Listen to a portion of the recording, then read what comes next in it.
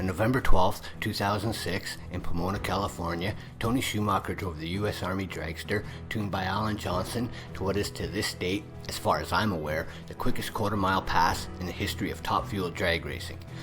A record-setting 4.428-second blast, winning the World Championship in the process. Less than a year and a half later, after the tragic death of funny car driver Scott Coletta, the NHRA would shorten the racing distance for both top fuel and funny cars from the traditional 1,320-foot quarter mile down to 1,000 feet in the name of safety.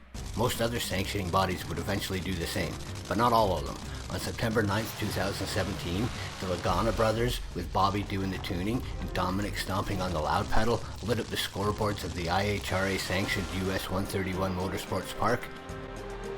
The 338.35 mile per hour pass that would give them the bragging rights of the fastest quarter mile run in top fuel history. In the years since, the NHRA has imposed a number of rule changes in an attempt to keep the speeds in check. And the result of that is that the cars are now quicker and faster than they've ever been.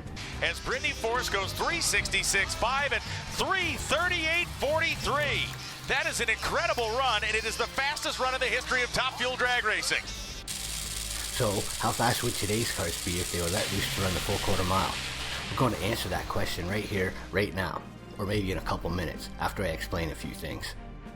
Since I don't have a top fuel dragster out back in the garage, or even a garage for that matter, or the sort of money it would take to entice a top level team to do this, or even a bottom level team, we'll have to go to the virtual world to figure it out. Specifically, an early beta version of the new drag racing sim, Drag Racing Kaos One More Run. You're probably asking, why this game and how accurate could this really be? Great questions. C-Max Dragway, this past September 23rd, Mike Salinas became the first top fuel driver in history to exceed 300 miles per hour in the 8th mile. And in 1,000 feet, he would run a 3.647 at 338 miles per hour. Not a world record or speed, but a damn good run nonetheless, and we're going to use this run as our reference. I've got this car all tuned up and ready to send. I'm going to take it up to the line, stomp the pedal through the floor, take it to 1,000 feet, then we'll compare the two runs, and you'll see just how closely each performs. Let me tell you, in the entire world of motorsports, there's nothing as awesome as the sound and feeling of a supercharged nitromethane munching monster. It's nice to hear some of that captured again here in the virtual world.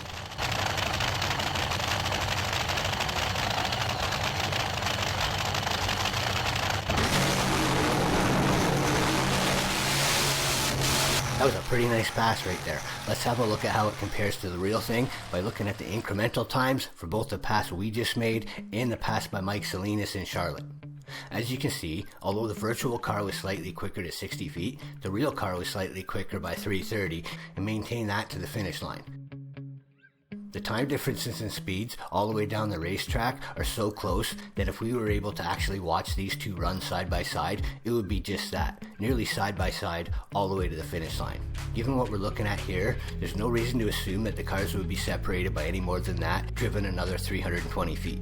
The question then is, what might we have run if we kept our foot in it all the way to the scoreboards? Well, since most teams wouldn't even consider it anymore, we're going to hit the track in the virtual car for one more run. See what I did there? And find out the best and possibly only way that we can. Thanks to the hard work of longtime sim drag racer Eric B. and Drag Racing Kaos One More Run. Before I stomp that pedal through the floor though, do me a favor and stomp that thumbs up button if you're into this. Subscribe to the channel for virtual drag racing of many types if this is your thing. And if you want to give this a go yourself, you can find the beta for Drag Racing Kaos in the Steam store. Okay, I'm going to shut up and let you enjoy the ride.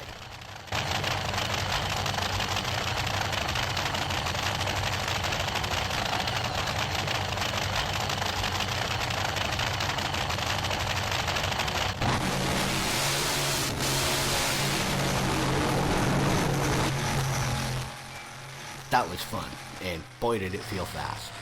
Let's go find out what we came here for.